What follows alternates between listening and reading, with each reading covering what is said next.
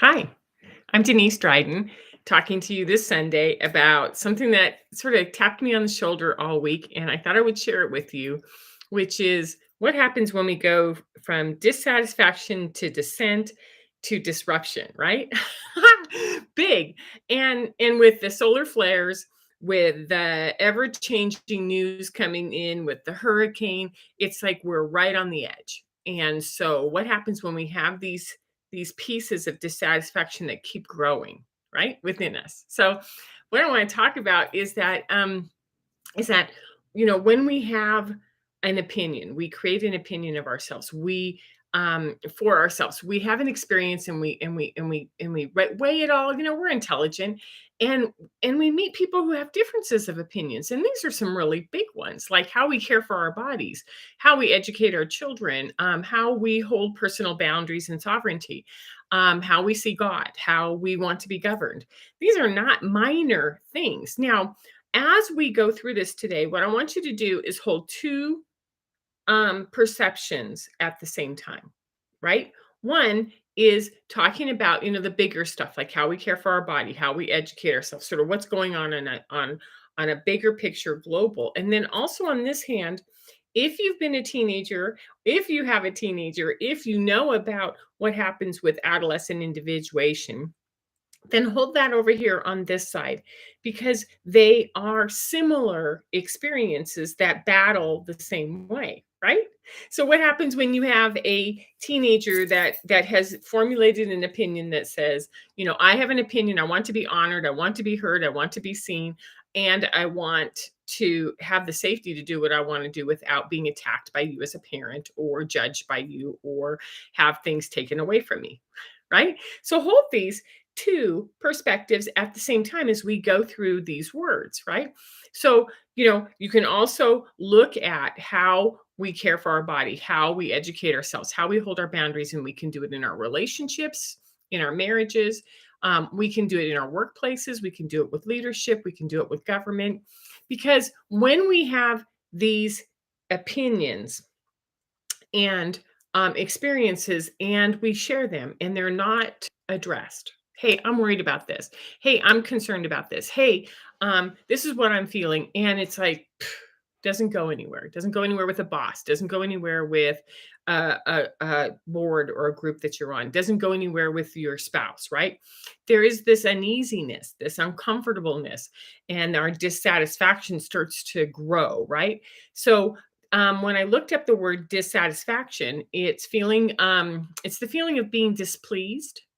It's a lack of pleasure, and it's an uneasiness that's preceding something else. And so what I want to say is it's a rumble of energy, right? It's something that goes, oh no, and it gets stifled, like shut down. So I have something to say, and no one wants to talk to me about it. They don't even want to hear it because it makes them uncomfortable, right? So, and this can rapidly turn into dissent. So when I look up dissent, it's to have an opinion that's different from the prevailing position. It's having an opinion that's different from the norms or the mainstream. It's being in non-agreement about a policy or an authority or an individual. And so what happens is dissent starts to get like this long-term dissatisfaction, like, I don't know what to do. I've had this experience when I've spoken to my children's school about some of their policies. I've had this when I've spoken to the uh, therapeutic boarding school policies as a board member or as a director at some of our numbers, some of our safeties, and had sort of like, shh, just go away, Denise. And this dissent, like, this is not good, and I'm starting to feel the pressure, the rumble growing, right? And it can go really, really fast. And so when we think of ourselves as a teen and go back over here to this side, which is they have a strong position on screen times, on wanting to have sex freely with their partner, the use of weed or experimenting with alcohol and drugs, then their belief in schools and grades and systems. And so when there's this strong disagreement, right? Or difference of opinion, we can get locked into these battles of power struggles. And we've all seen this, especially those of us who are indigo, those of us who have strong willpower, is to go up against our parents and say, like, I don't think you heard me. This is what I want to do. This is what I need to do. And so it's will against will. And so, in the 80s, 90s, 2000, 2010, we were watching these clashes of power coming up against each other, whether it's in the parent child, whether it's in the partner, whether it's in the employee, the employment, or the voice of what our leadership is looking like, right? So it's in our family systems, it's in our relationships, it's in our institutions, and it's about information. So when we see these issues and they formulate in our head, then we ask, how do I bring this to the forefront? How do I do this without getting a non-response or a shutdown? And I was talking to a girlfriend who's been doing some management stuff on, what happens when dissent becomes disruptive. And I loved the idea because we don't start disruptive.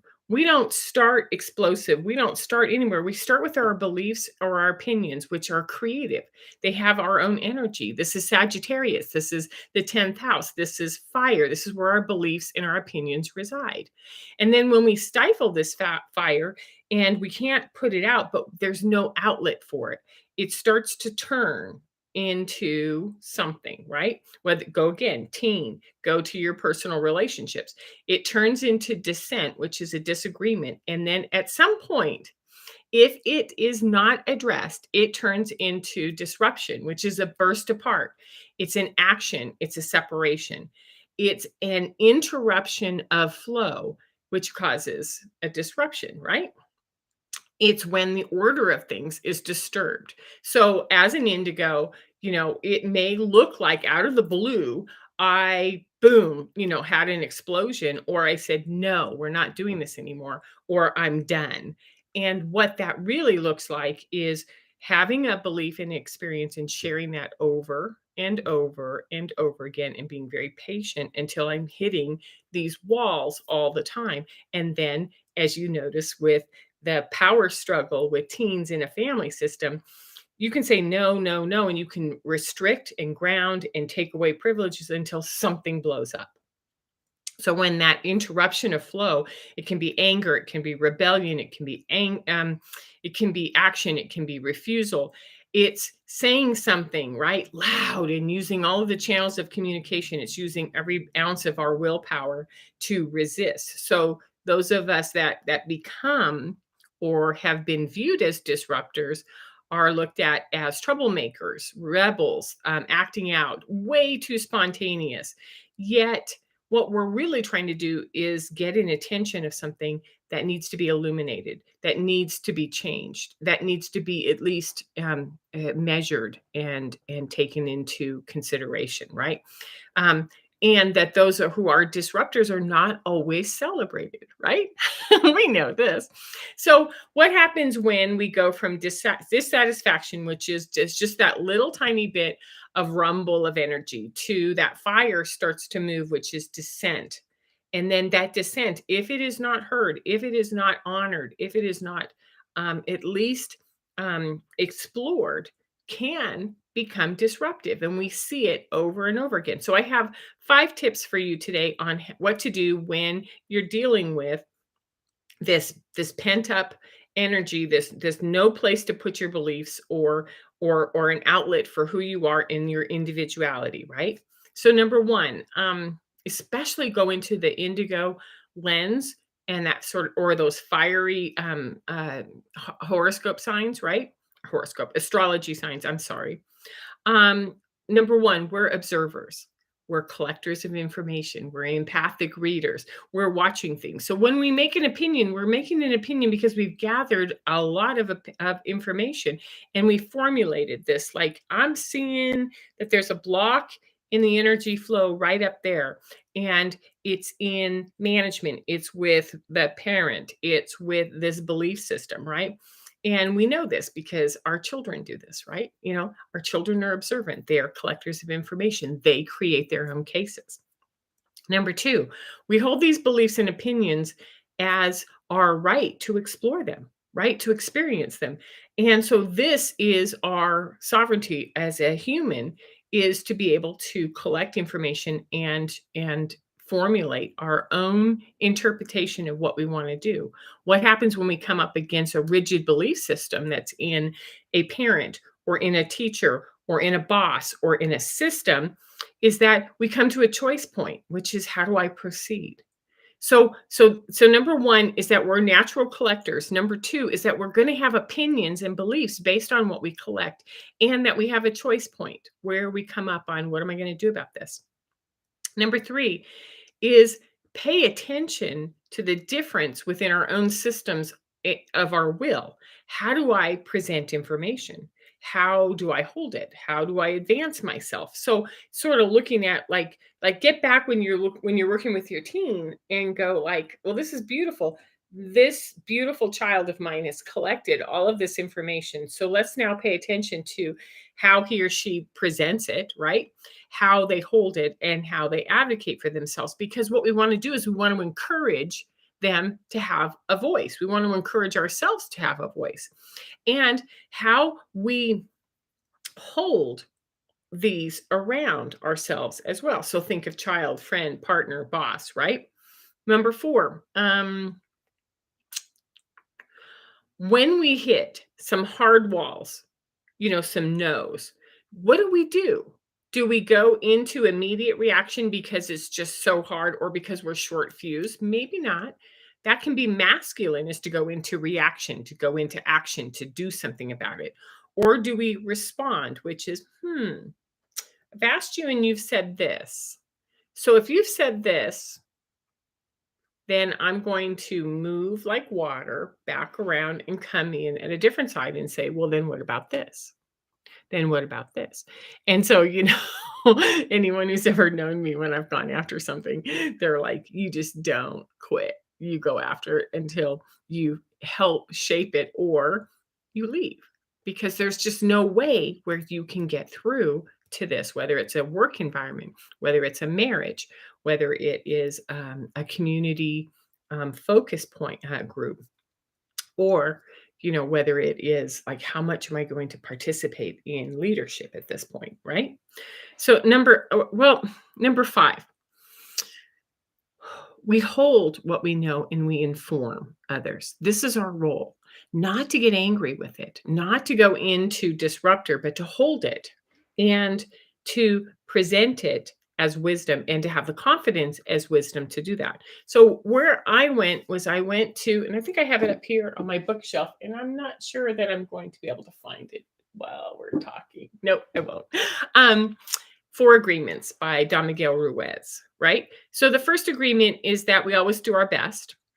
And that means, I'm going to show up. I'm going to actually be present, and I'm going to collect my data, and I'm going to create my information, because I'm going to be really good at this, right? Number 2, to be impeccable with my word, which is, when I speak, I'm not angry, I'm not name calling, I'm not explosive. I am impeccable with the word choices, and I keep holding, I like this, I just keep holding that information. So if this is what's going on, then this, and this are the ramifications. So what are we going to do about that? Right? Number 3, don't take anything personally. So this is where, if someone might slam, someone might say a real hard no, some group might shut you down, and you're like, this isn't personal. This is a bigger issue. So this is where we manage our energy, right? Like, I'm not going to become explosive or go all the way into disruption because they said no. I'm going to manage this and watch it. So I'm not going to take anything personally. What they say isn't an attack on me. And if they are, then that, they've got something going on. That's where we hold that compassion, which is, I don't know what's going on with them, but that's not exactly correct. And we do this with the child. They can be very explosive. It's not personal. They are just having a fire explosion right within them. And then the 4th thing on the 4 agreements is to not make any assumptions, which is to open your field and start to work within the parameters of that. So when I say open your field, it's, don't make any assumptions that 1 + 1, this guy plus this opinion means this is shut down. Start to open it up and go, so how do I influence the groups differently? How do I move within this and become more responsive, but not make assumptions on what I'm not building a case of that's rigid. I'm opening it up and I'm allowing it to flow, which is using a lot more of the feminine energy. So when we have this rumbling of a wall, something isn't working, and we know that our willpower is being challenged in our opinions, in our belief systems, in what we value, right? Then we have choices on how we approach that. And this is the kind of stuff I've been working with now within family systems for the last 20 plus years, and individually been looking at how to stabilize, how to adapt when you're in situations where you have been characteristically using a lot of will and blowing up, or you're in a battle constantly with a team who is unhappy with the rigidity. So you can get a hold of me on denisestryden.com if you'd like to book a session or have a chat and see what we can explore. And there's also tons of videos out here and lots of those from an energetic perspective, and a lot of those from a very practical day-to-day parent-child relationship. So I hope you enjoyed this. Please like, share, subscribe, because I'm trying to drive my subscription numbers up so that I can start posting things on on YouTube rather than just my video. So you have a great Sunday. Happy October, and I'll see you next week. Okay. Take care. Bye-bye.